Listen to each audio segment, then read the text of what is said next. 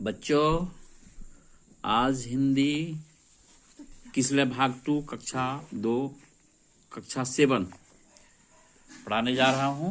मानव बनो, है ना? हाँ। और इसका प्रश्न और उत्तर, इसका पहला प्रश्न है, प्रश्न अभ्यास करेंगे। पहला प्रश्न क्या है? मानव बनो शीर्षक कविता के कवि कौन है? शिवमंगल सिंह सुमन। मानव बनो शीर्षक कविता का कवि कौन है? शिवमंगल सिंह सुमन। जोर से बोलो। शिवमंगल सिंह सुमन। मानव बनने के लिए हमें कौन कौन सा कार्य करना चाहिए? मानव बनने के लिए हमें किसी का आसरा नहीं करना चाहिए, आंसू नहीं बहाना चाहिए, किसी के आगे हाथ नहीं फैलाना चाहिए, हुंकार करना चाहिए, अपने आंसुओं को जन कल्याण में लगाना चाहिए। कवि के अनुसार सबसे बड़ी भूल क्या है? मानव का सबसे बड़ी भूल है किसी पर आसरा करना, अर्थात आशा लगाना, है ना? अर्थ स्पष्ट करो किसका?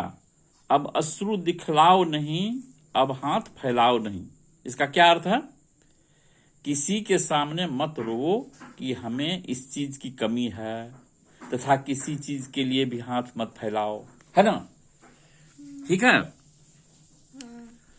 अब हाथ मत अपने मलो जलना, अब हाथ मत अपने मलो जलना, अगर ऐसे जलो अपने हृदय की भस्म से कर दो धरा को उर्वरा।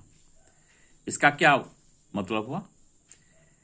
इसका मतलब हुआ, जो इसका उत्तर होगा, मनुष्य को अपनी भूल पर पछताना नहीं चाहिए, किसी से जलना भी नहीं चाहिए। यदि जलना हो तो अगर धूप की तरह जलो। हे मानव, अपने हृदय भस्म से पृथ्वी को उर्वरा बना दो, अर्थात अपने जलन को भी सार्थक कर दो।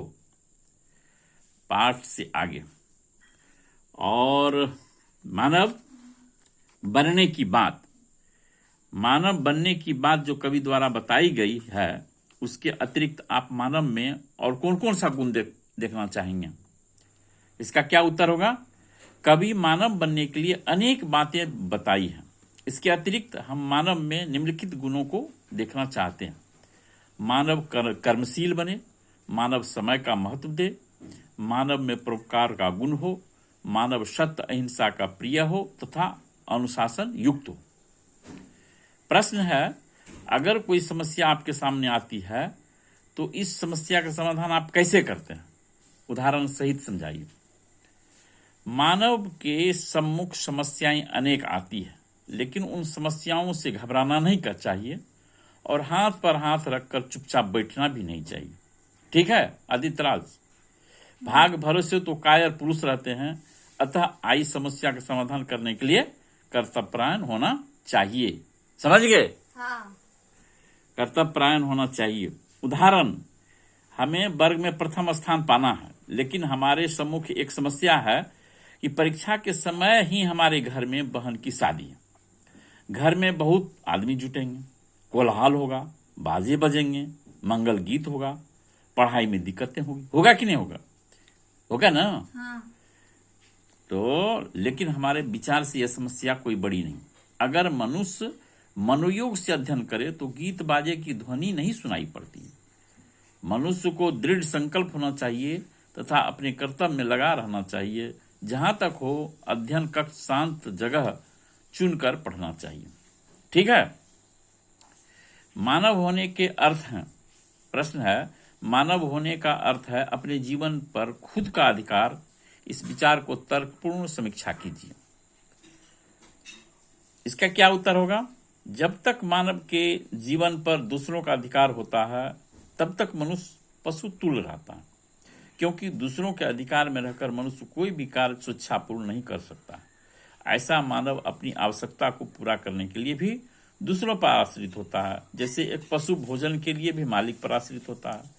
जब तक मनुष्य के जीवन पर स्वयं का अधिकार नहीं होगा, उसके मानवीय गुण नहीं आएंगे। अर्थात मानव अपनी समस्या का निदान स्वयं कर ले तो ही वह सच्चा मानव कहलाएगा।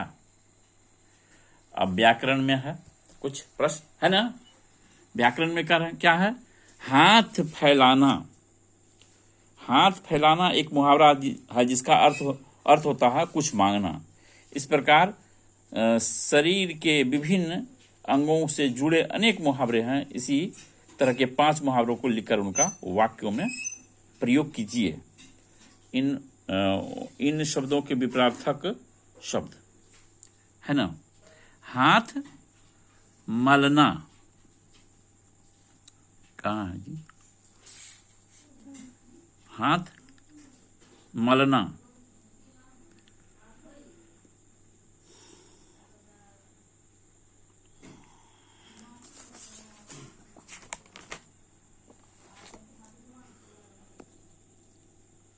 हाथ मलना, इसका क्या होगा उत्तर?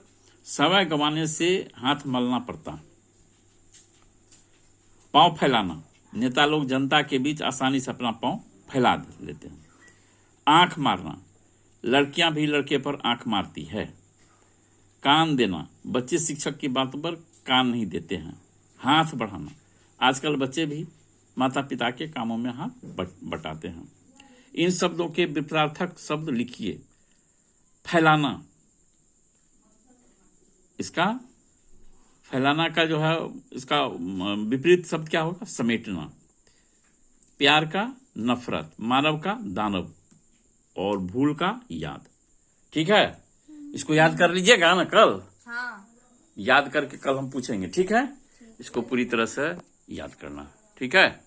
इसी के साथ आज का विषय वस्तु को समाप्त करते हैं, है ना।